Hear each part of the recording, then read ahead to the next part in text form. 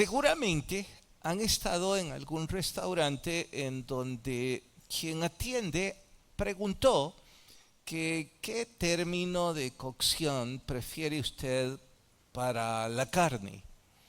Supongo que le habrán dado estas opciones, entre otras, ah, desde el término a la inglesa, que es casi crudo, hasta bien cocido, que es muy, muy bien cocinado.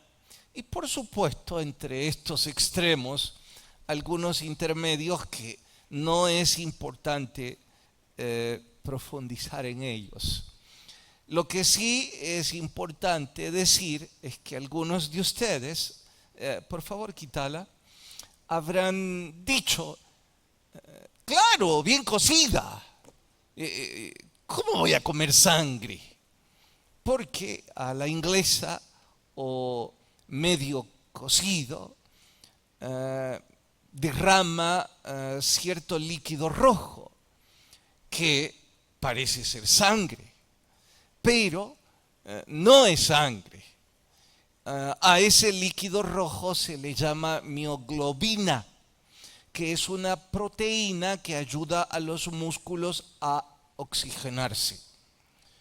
La carne de cerdo y la carne de pollo también tienen ese líquido, pero en menor cantidad.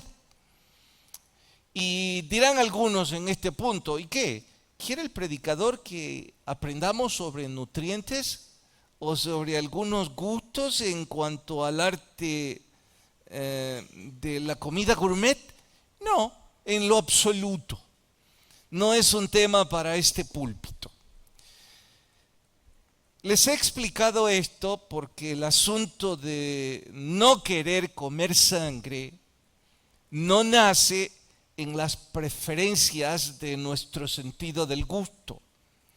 Va muchísimo atrás en la historia. De hecho, en el capítulo que hoy vamos a estudiar, hace referencia a esto. No lo busquen aún, quiero ganar tiempo, por eso está en las pantallas. En Hechos capítulo 15, verso 20 dice, sino que se les escriba que se aparten de las contaminaciones de los ídolos, de fornicación, de ahogado y de sangre. ¿Qué es eso?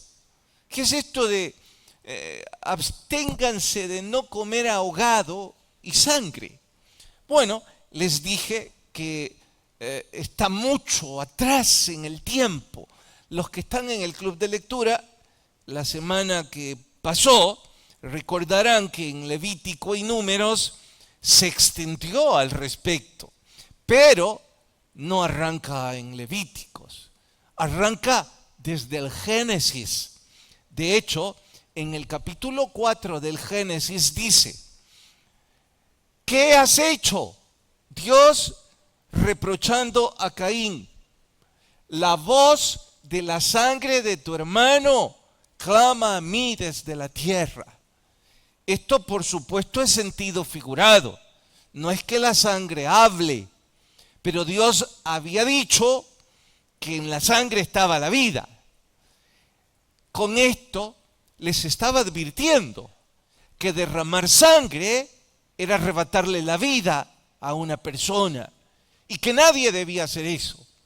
Así que si Caín había derramado la sangre de su hermano Abel, pues ahora ésta estaba reclamando. Bien, algunos, y digo esto no como un dato curioso, porque el referente que lo sugiere, a mi gusto es de mucho respeto literario, pero no le den rienda al asunto, nada más como un dato curioso. Este dice que precisamente el vampirismo nace en Génesis 4, haciendo eco a que el derramamiento de sangre era un acto abierto de rebelión contra Dios y que la señal la marca que Dios puso en Caín para que nadie lo matase, es precisamente de ahí en donde algunos literarios se inspiran para sugerir la inmortalidad de los vampiros. No entienda vampiro como ese concepto casi fantasioso, entiéndalo como el gusto por comer sangre. Entiéndalo como la creencia de que al comer sangre hay mayor longevidad, porque mucho tiempo creyeron de que ya que Dios advirtió que la vida estaba en la sangre, entonces comer sangre alargaba la vida o daba mayor fuerza. Pues bien, otro literario que no es cristiano sugiere, y yo no dejo de pensar, parece que todas estos, no puedo decir historietas ni leyendas, creo que no llegan a ese nivel. Yo prefiero llamarle cuentos. Parece que todos esos cuentos se inspiran en textos bíblicos, ¿eh? Porque hay otro que dice que precisamente por eso la plata le hace daño a los vampiros. ¿Que por qué? Porque el linaje va hasta nuestro Señor Jesucristo, quien derramó su sangre. Y pagaron el precio de nuestro Señor, fueron monedas de plata. Y yo digo, bueno, estos tienen una creatividad que no sé si sorprende o asusta. En fin, Génesis 9 extiende un poco más. Vean ustedes. Dice, todo lo que se mueve y vive os será para mantenimiento. Este es un versículo postdiluviano. Y dice, así como las legumbres y las plantas verdes os lo he dado todo. Pero cuidado, carne con su vida, es decir, la carne con sangre, no comerás. Para el momento postdiluviano, los pueblos habían convertido el comer sangre en un acto de rebelión, en un acto de adoración a pseudo divinidades. Es decir, había ocultismo, brujería en el acto de comer carne con sangre. Y finalmente, Levítico 17. Digo finalmente para ilustrar el punto. La vida de la carne en la sangre está. Yo os la he dado para hacer expiación. Ahora está hablando Moisés de que la sangre expiar es en lugar de. La sangre de ese animal ocupaba el lugar de nosotros sobre el altar.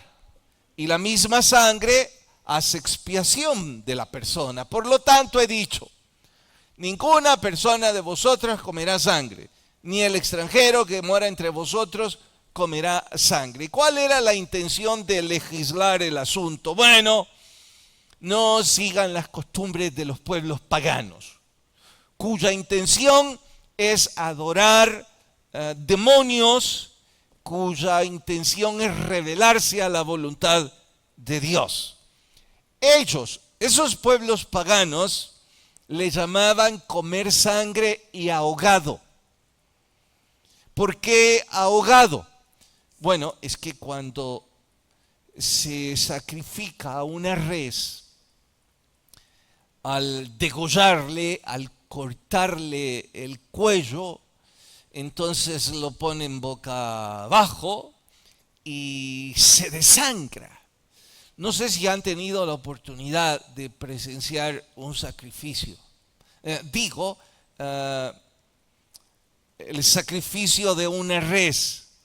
Yo tuve la oportunidad en unas conferencias en México, porque fueron a campo abierto, en un rancho, pero un rancho inmenso. El dueño de la propiedad tenía ganado y queriendo ayudar a las iglesias que se congregaban, pues él donó para esas conferencias no sé si 2 o 3 veces. Y como a las 3, 4 de la tarde, el experto empezó con, diría yo, la ceremonia. Porque no es algo que quiero repetir, ¿eh? No quiero volverlo a ver. Desde el momento en que sujetan al animal, que lo amarran, y uno no puede dejar de pensar como buey al matadero. No se revela, no hace escándalo, como si no supiera. A diferencia de otros animales, no las reses. Luego le colgaron en un árbol y como que había salido de alguna película de Rambo, con un cuchillo enorme y con un estilo digno de filmar, ¡bum!, cortó las venas de esa res.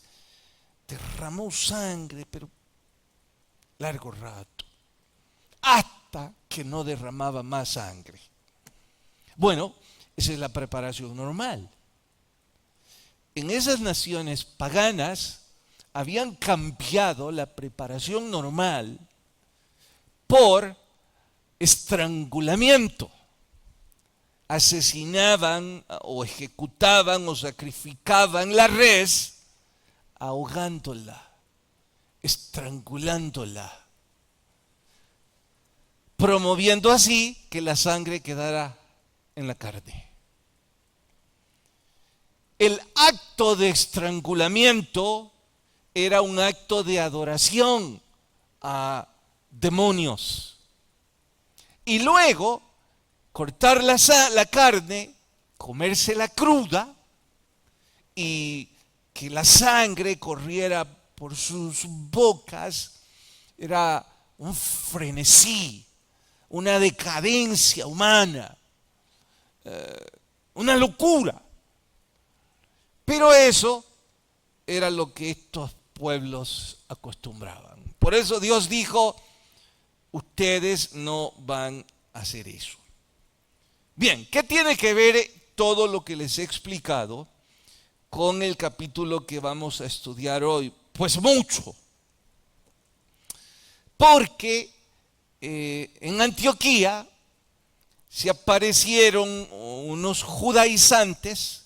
Entienda judaizante como cristianos, no, como judíos convertidos al cristianismo, que interpelaron, confrontaron a Pablo y a Bernabé diciéndole, miren, ustedes están irrespetando nuestra religión, con el afán de que las personas hagan profesión de fe y se adhieran a la iglesia. Ustedes les están enseñando lo que a ustedes les da la gana, olvidando nuestros principios religiosos. Por supuesto que comer carne con sangre era uno. Pero estos no reñían tanto con la costumbre de comer carne con sangre, probablemente porque no muchos disfrutaban el frenesí, la locura de la costumbre. Más bien estos exigían la circuncisión. Se armó tan grande escándalo entre los líderes de la iglesia que hubo una grave discusión, un pleito. Y pues es ahí donde nace el tema del estudio de hoy. Pleitos en la iglesia primitiva. Vayan a Hechos capítulo 15. Hechos capítulo 15.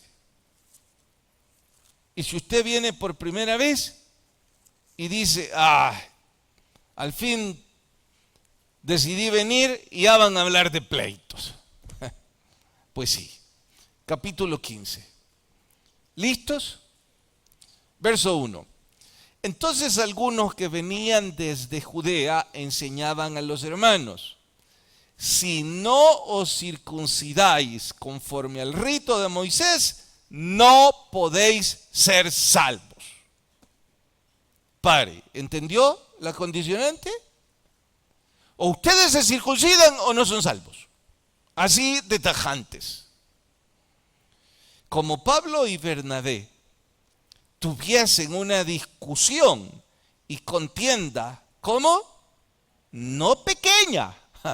Y cuando dice no pequeña, a lo mejor yo soy muy sensacionalista, pero si está el verbo discutir y contender y advierte que no es pequeña, a mí se me ocurre de que estos estaban gritando. Además, tratándose de Pablo, no me cabe duda de que este estaba fuera de control. Se dispuso pues que subiesen Pablo y Bernabé a Jerusalén y algunos otros de ellos y a los ancianos para tratar esta cuestión. Es decir, traigan a los principales. Ellos pues, habiendo sido encaminados por la iglesia, pasaron por Fenicia, Samaria, contando la conversión de los gentiles, y causaban gran gozo a todos los hermanos. Oigan, esto es como, vean lo que está pasando. Estos son como aguafiestas. Nosotros venimos con el gozo de que los gentiles se están convirtiendo y por cantidades, y estos están enfadados porque quieren que circuncidemos a todos los convertidos. Verso 4. Y llegados a Jerusalén fueron recibidos por la iglesia y los apóstoles y los ancianos, y refirieron todas las cosas que Dios había hecho con ellos. Pero algunos de la secta de los fariseos que habían creído, deténgase, estos no eran fariseos. ¿Qué eran? ¿Qué eran? No, eran cristianos fariseos. O sea, se criaron en la secta de los fariseos, pero ya se habían convertido. ¿Me estoy dando a entender? No eran simples fariseos, sino que estos habían tenido su preparación académica en las escuelas más caras del judaísmo, exactamente igual que Pablo. Es decir, estos sabían lo que estaban hablando. Sigo. ¿Qué verso me quedé? 5.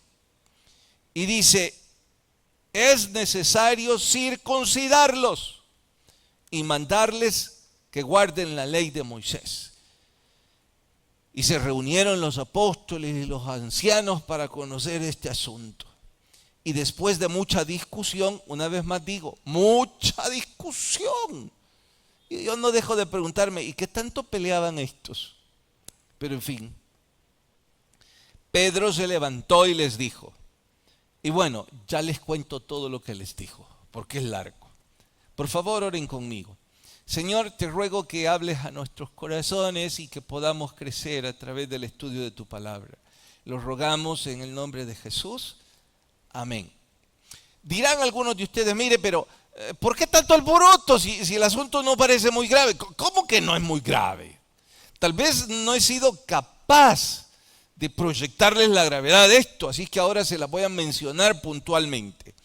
Lo que estos judaizantes estaban sugiriendo no era solo la dificultad de circuncidar miles de convertidos en medio de los pueblos gentiles. Porque imagine, si miles se estaban convirtiendo, ¿dónde estaban los hospitales para circuncidar a todos estos? Además, no era una práctica considerada médica, profiláctica, era una práctica religiosa propia y única del judaísmo. Y resulta que ahora estos están en Mesopotamia, otros están en África, otros están en Asia, qué sé yo dónde. Y vienen estos y les dicen, ¿ustedes recibieron el Espíritu Santo? Sí. Bueno, pues ahora circuncídense. No solo era esa dificultad. De hecho, yo diría que eso no era lo grave. Lo grave es lo que digo ahora. Lo que ellos estaban sugiriendo era: ustedes pueden alcanzar la gracia del Evangelio siempre y cuando cumplan la ley. Eso es casi blasfemia, si no blasfemia. ¿Por qué? Bueno, sí, hay que confiar en Cristo, pero es necesario obedecer a Moisés.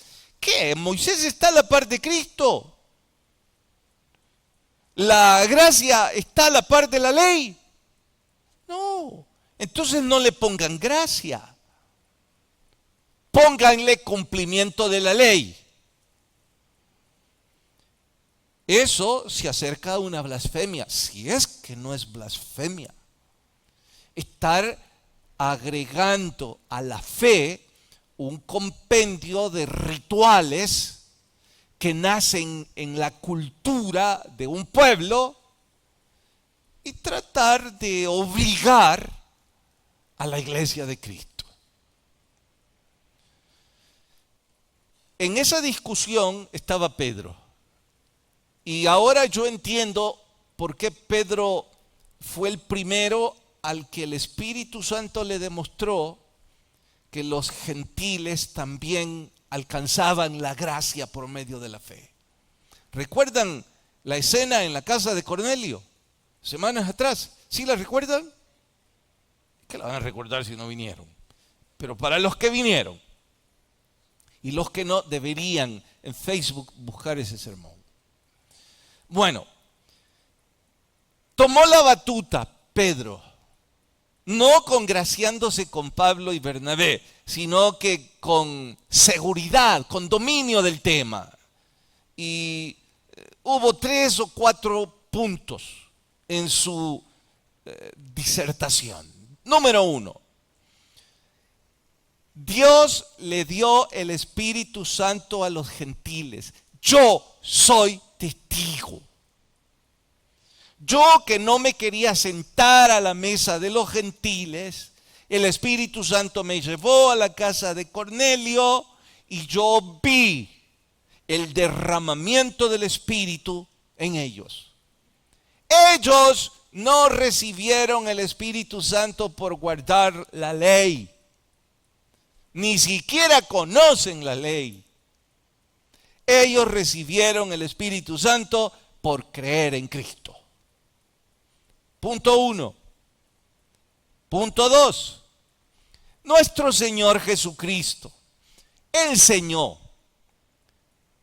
respecto al ritual de la dieta judía, en la cual Él aclaró: lo que contamina al hombre no es lo que comemos. La santidad no depende de eso. Tercero, dejen de poner yugos, cargas que ustedes mismos no pueden sobrellevar. En nuestro español sería: dejen de estar inventando cosas.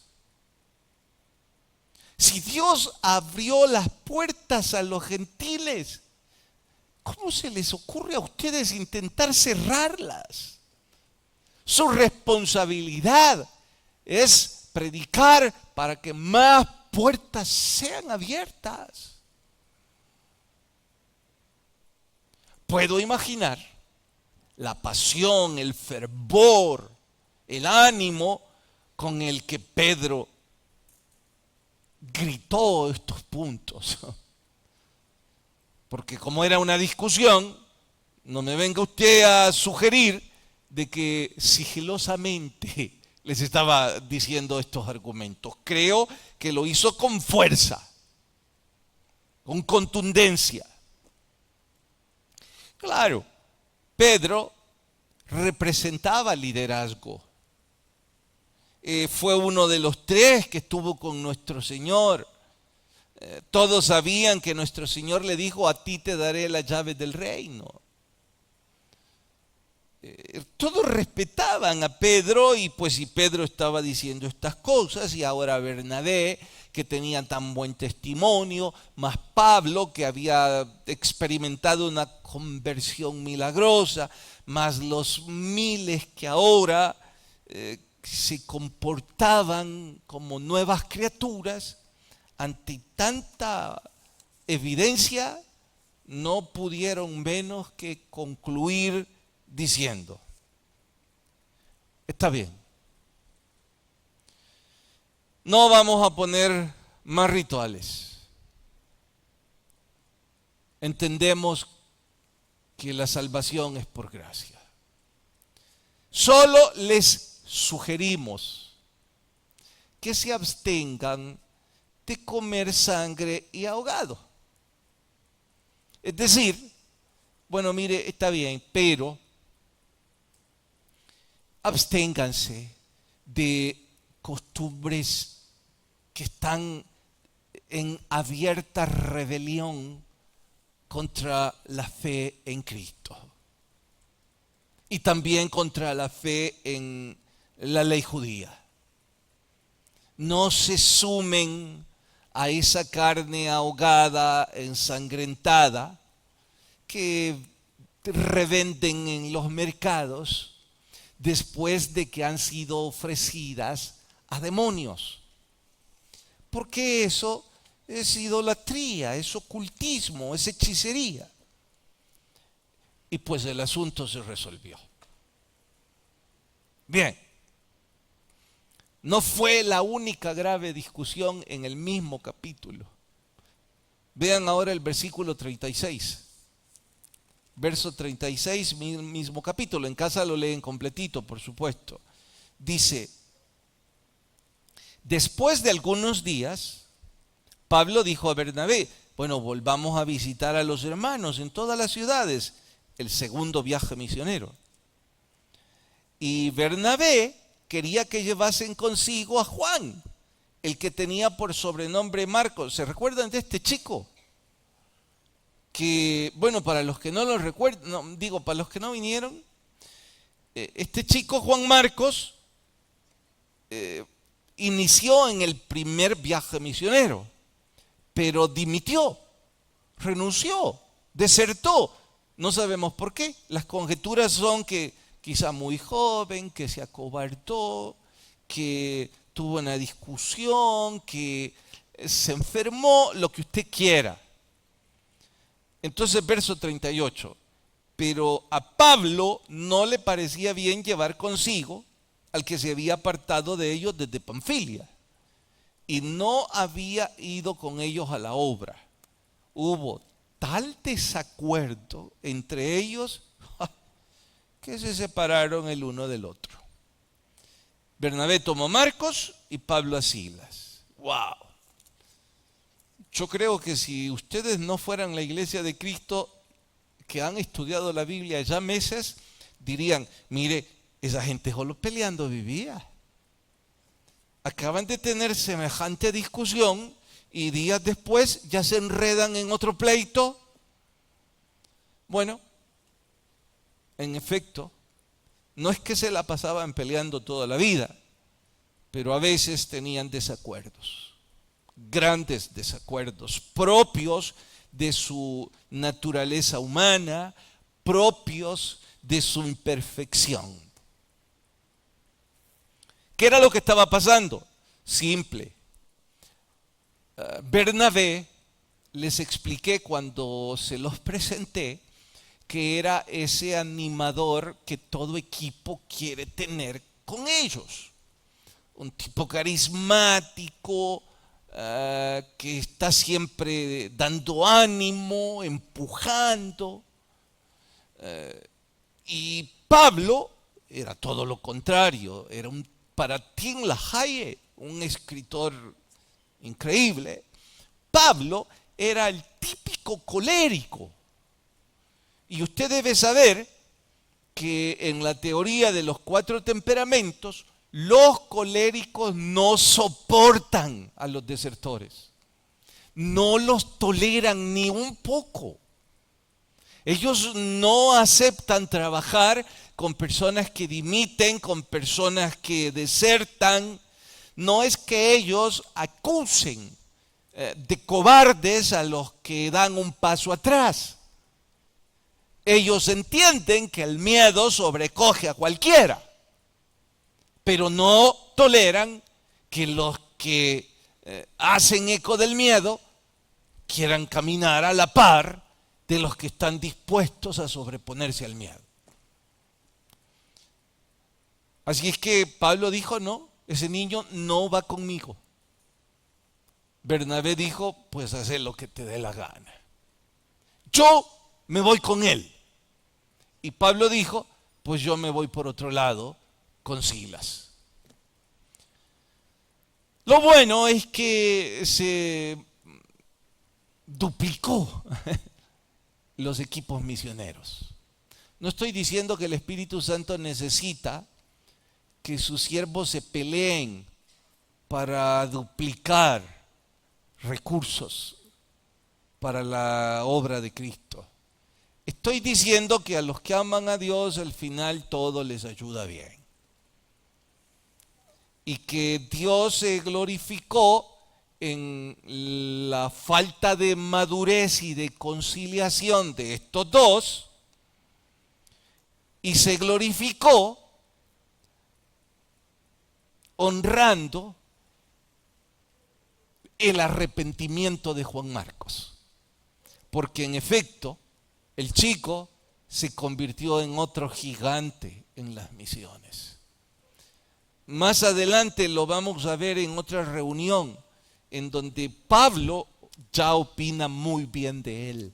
Me imagino que en algún momento se tuvo que disculpar con él. Bueno, al menos esa es mi esperanza. Pero lo que quiero marcar es que al final todo resultó para beneficio de la obra. El primero y el segundo pleito. ¿Qué aprendemos de todo esto? ¿A pedir carne bien cocida o medio cocida? No. Yo les recomiendo 3/4, color rosado, la más rica. Pero como ya les mostré que no es sangre, usted cómasela como usted quiera.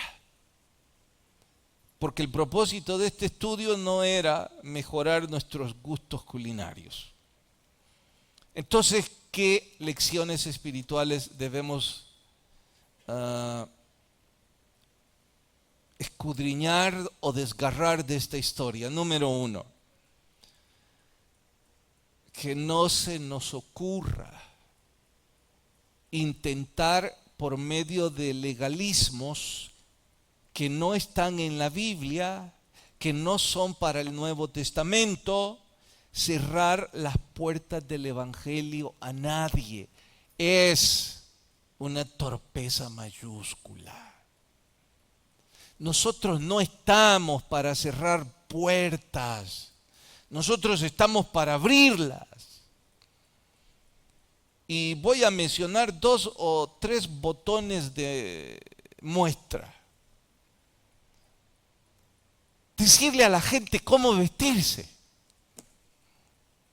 Pero es que, pastor, ahí dice que el hombre no debe usar ropa de mujer ni viceversa. Sí, pero cuando se escribió eso, todos los hombres ocupaban falda. Entonces, si usted quiere ser rígido a la escritura, por Dios, venga con falda. No, mejor ya no venga, porque a mí no me va a caer en gracia. No soy homofóbico, cuidado, pero tampoco me va a caer en gracia. Entonces no salga con ese cuento. Que use manga larga, que use manga corta, que póngase corbata, que no se ponga. Por Dios. Yo entiendo bien la frase esa de que el hábito hace al monje y que la manera en cómo vestimos nos distingue.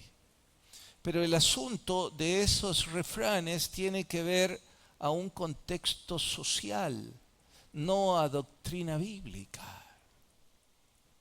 en el contexto de algunos medios usar corbata es lo atinado, pero en otros no. Entonces, ¿cómo voy a juzgar yo a una persona porque no está usando corbata? Qué absurdo. Y decirle, usted no va al cielo porque es descorbatado. Dios. Eso raya con ignorancia. Y vaya que hay ignorantes que quieren mantener un orden, que quieren mantener una mística, que quieren mantener lo que ellos consideran respeto. Está bien, pero es cultural. Qué pésima ilustración la que voy a usar, pero no se me ocurre otra mejor. Yo no sé lo que está pasando en el mercado, pero yo estoy tan descontento, tan frustrado, porque yo no encuentro pantalones rectos. Todos se me pegan a la pantorrilla. Y el otro día le pregunté en un almacén a un conocedor y me dijo, esto es slim fit.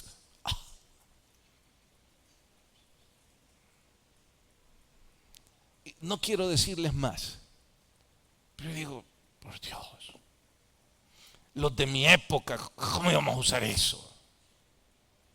¿Sí o no, hombres? Díganme que sí, porque si no... Sin dejar de mencionar que en aquellos tiempos eran pantalones campana. Pero hoy uno tiene que estar viendo cómo se estira la cosa esa para que entre. Entonces voy a venir yo y le voy a decir a los hermanos, usted no va al cielo con esos pantalones. Por Dios. Hay gente así. Hay gente así. El asunto con las comidas es parecido. Bueno, pastor, entonces ya no puedo comer más fritada, así se llama, ¿verdad? Yo en realidad ni siquiera entiendo cómo pueden comer eso. Porque no hay una bibliografía seria que diga que comer ese asunto es saludable. Pero si a usted le da la gana de comer fritada, no vamos a decirle, usted no puede entrar a la iglesia hoy. Porque eso es cerrarle las puertas del evangelio por prácticas.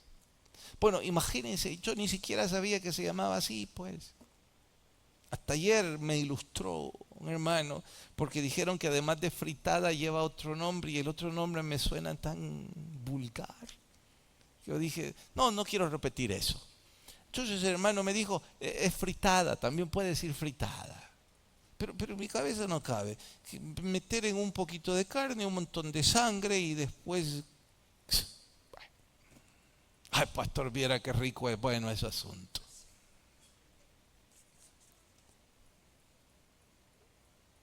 En nuestro contexto no creo que la hayan ahogado para adoración a demonios. Pero no vaya a ser, quizá por eso usted anda así. Bueno, no, es último broma. Tercero, si nos vamos a abstener, abstengámonos de aquello que realmente nos contamina espiritualmente. Como por ejemplo, algunas amistades que nos están orillando al pecado. Abstengámonos de algunas redes sociales o de algunos contactos. Abstengámonos de todo aquello que nos desenfoca de una visión espiritual. 4. Entendamos que en efecto en la iglesia de Cristo van a haber pleitos, desacuerdos, desavenencias, diferencias. ¿Que por qué? Porque somos humanos. Nuestra naturaleza nos obliga al desacuerdo. Ahora, si nosotros discutimos, nos enfadamos, pero al final el resultado empuja a que la obra de Cristo crezca, bueno, podemos hacer caso omiso del pleito y olvidarlo. Si el resultado es lo contrario, y el resultado lo único que promueve es su arrogancia, su orgullo o su capricho impuesto, que en efecto, en lugar de que la obra de Cristo crezca, se estanca, bueno, sepa, usted no está obrando según el Espíritu. Porque en estos casos que le he descrito, el problema se resolvió. Las diferencias respecto a la circuncisión se arregló. Entendieron lo que era comer sangre. Y Juan Marcos se convirtió en un misionero. 2 equipos predicando el Evangelio. Bueno, a los que aman a Dios todo les ayuda bien. Pero si usted con sus achaques, con sus derroches de orgullo, de imposición, lo único que ha conseguido es que la gente hable mal del Evangelio y que el ministerio se estanque. Usted está obrando según su carne y los resultados van a ser tristes. Asegurémonos entonces que cualquier cosa que hagamos sea para honrar a nuestro Señor, que sea de beneficio al prójimo. Oremos.